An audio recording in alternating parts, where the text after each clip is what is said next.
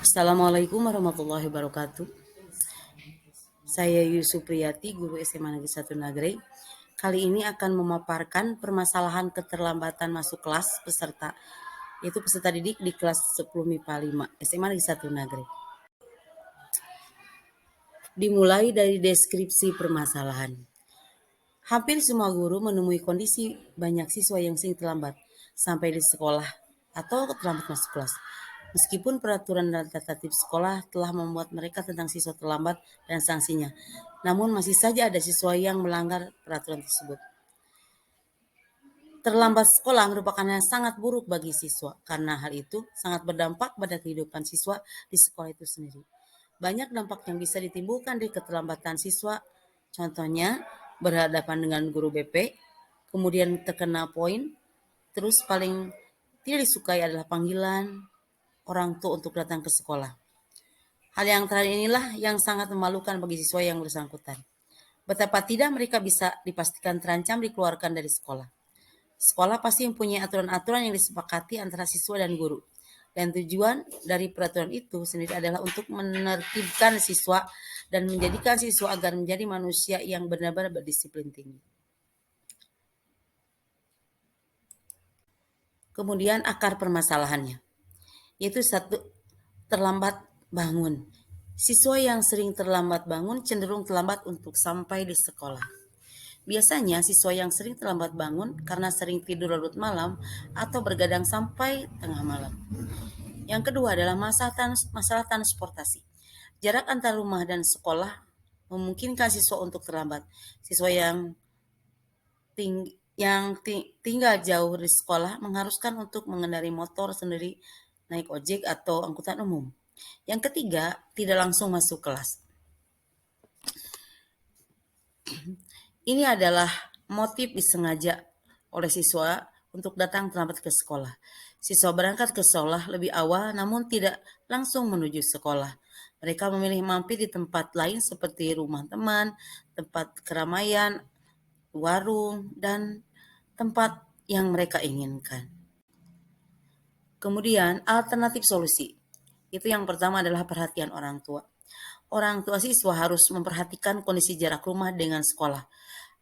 Apakah cukup atau dekat atau jauh atau dekat? Jika jauh maka orang tua berusaha untuk mencarikan tempat kos bagi anak. Jika anak menggunakan motor, sebaiknya orang tua memperhatikan bagaimana keamanan dan keselamatan anak di perjalanan. Apakah sudah lengkapi dengan surat-surat kendaraan atau helm pelindung kepala? Yang kedua, peranan kantin sekolah. Pihak kantin sekolah atau di sekitar lokasi sekolah hendaknya ikut memperhatikan jam belajar siswa. Mau menegur siswa yang masih nongkrong ketika jam belajar pertama di sekolah yang harus sudah dimulai.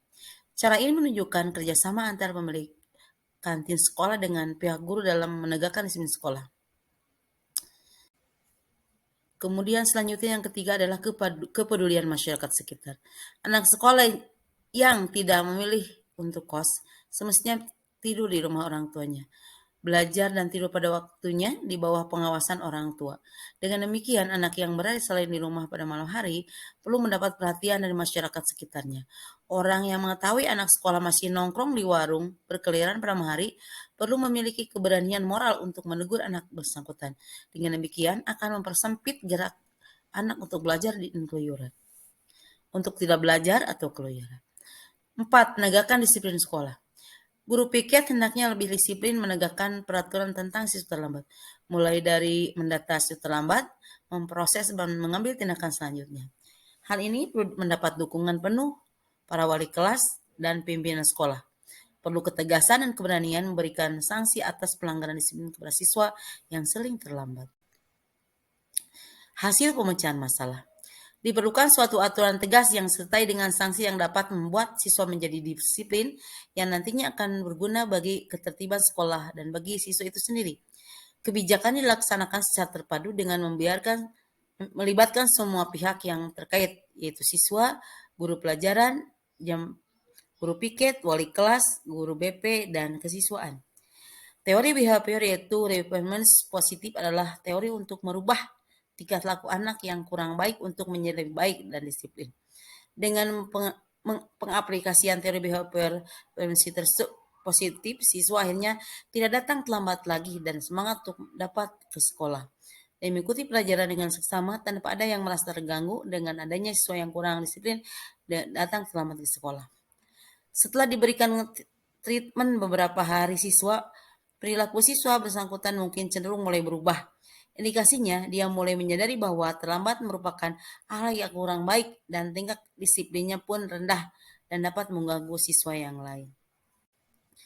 Terakhir adalah solusi berdasarkan sumber. 1. Perhatian orang tua. Para orang tua wajib memperhatikan kondisi dan juga jarak antara rumah dan sekolah. Mempertimbangkan apakah itu cukup jauh atau justru dekat. Yang kedua, kan sekolah harus menyesuaikan dengan jam masuk siswa. Kemudian yang ketiga, kepedulian masyarakat harus tanggap dan memberikan pengarahan pada siswa. Dan yang keenam adalah meningkatkan disiplin di sekolah. Mungkin itu yang bisa saya sampaikan. Terima kasih atas perhatian Bapak dan Ibu. Wassalamualaikum warahmatullahi wabarakatuh.